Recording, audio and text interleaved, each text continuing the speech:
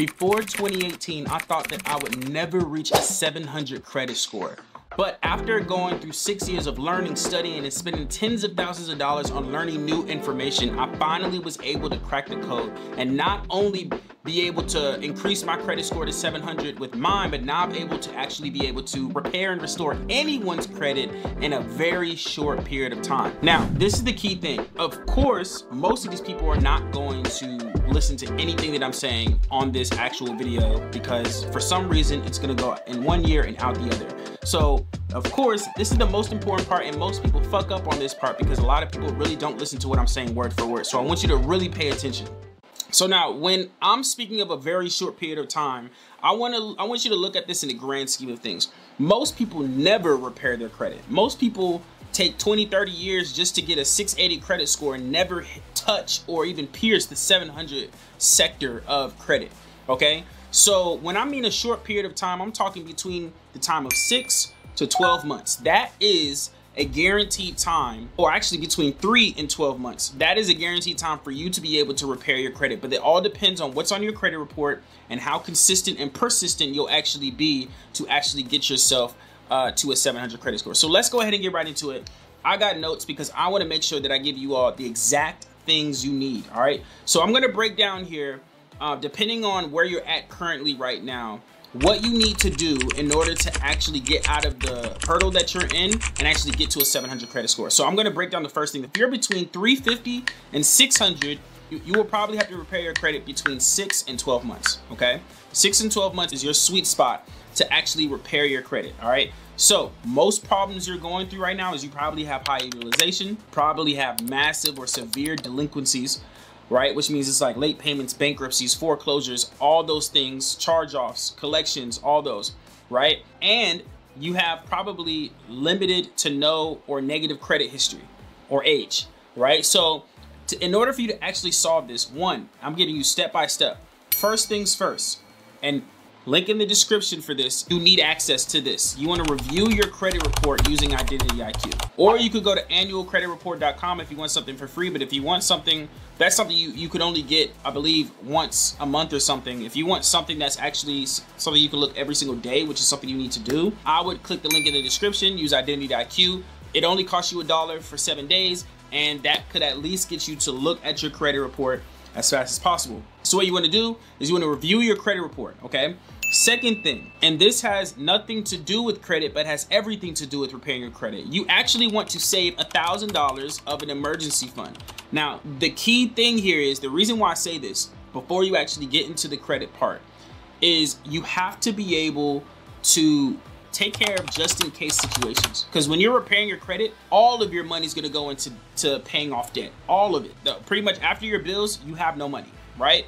You're living off rice and beans at this point, right? And so what you want to do is you want to at least be able to have a savings account put to the side in a high yielding savings account. You can use Vero money or you can use Wealthfront, high yielding savings account. So you can actually take your money and for a rainy day, and then if you need to have access to it, you use it, and then you replenish it again. If you use 500, you put 500 back in there for 1,000. So that means you would have to hold the debt, you know, hold your credit repair for maybe about a month or two to put another 500 into your account. This is why, like, again, this is why I say 6 to 12 months, right? But you want to get the $1,000 out the way so you can take care of that. So that's the second thing. First thing, review your credit report. Second thing, save $1,000 in an emergency fund in a high yielding savings account. Third thing, you want to study and read consumer law, okay?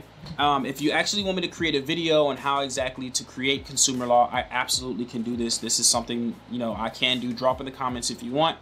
But when it comes to consumer law, this helps you understand your rights. So if you do have to go to the courtroom or you do have to prove things on letters, you know exactly what you're talking about, so no one can cheat you or force you out of a situation. Okay. Number 4 is you want to use AI disputing softwares. You could use Dispute Panda. We're coming out with our own as well, so watch out for those. There are plenty of other disputing softwares that exist. You want to leverage those disputing softwares and get things deleted. Get the inaccuracies deleted from your credit report. Correct your personal information. Delete things that are inaccurate. Get your late payments off. Get everything off your credit report so you can take yourself to the next level. Okay. Now, there's a difference between disputing things and deleting things. This is a key thing that a lot of people mess up.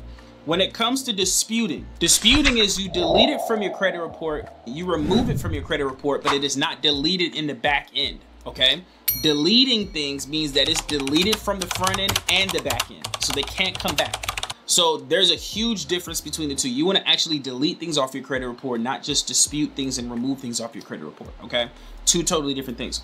All right, number 5. After you get things deleted off your credit report, your report is actually, you know, it's still not probably in the best standings, but your credit is actually increasing. You want to start actually getting secured credit cards, okay? This is the first thing you want to leverage. Leverage credit unions, leverage regional banks, open personal bank accounts with them, stay for about 30 days, then open up a secured credit card with them.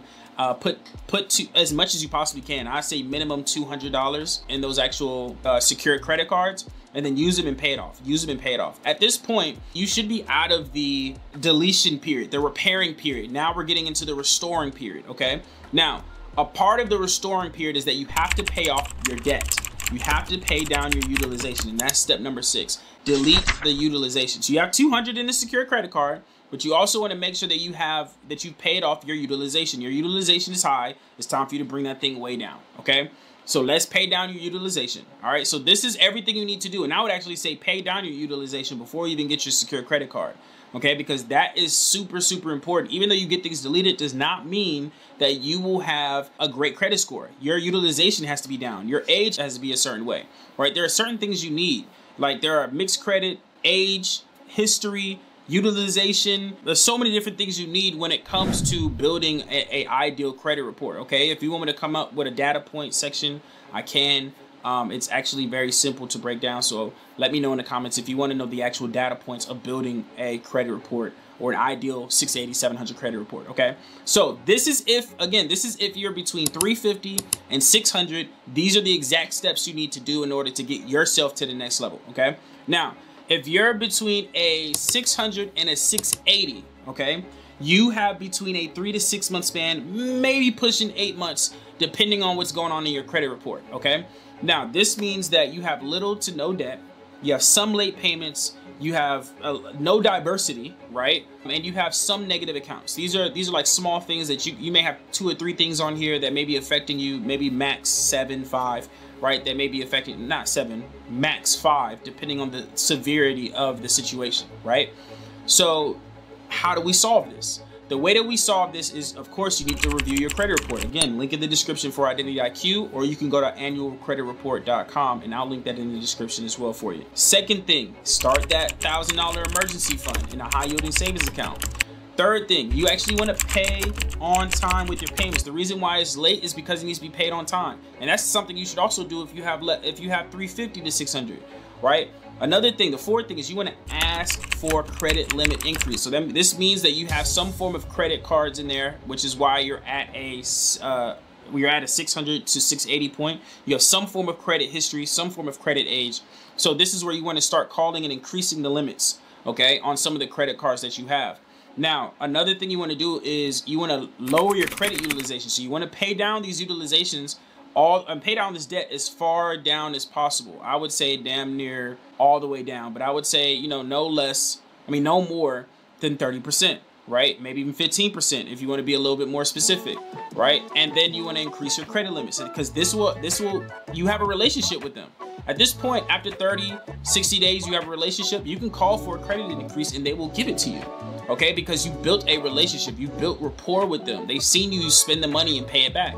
Okay, so this is literally all you do when it comes to building your credit report. And I gave you 2 different ways. If you're between a 350 and a 600, and if you're between a 600 and a 680, these are the exact steps you have to do. Okay, now of course you still want to make sure if you're on 600 to 680 that you're leveraging disputing softwares to get these late payments off and get some of these, you know, all that. Just get the late payments off or get these small derogatories off.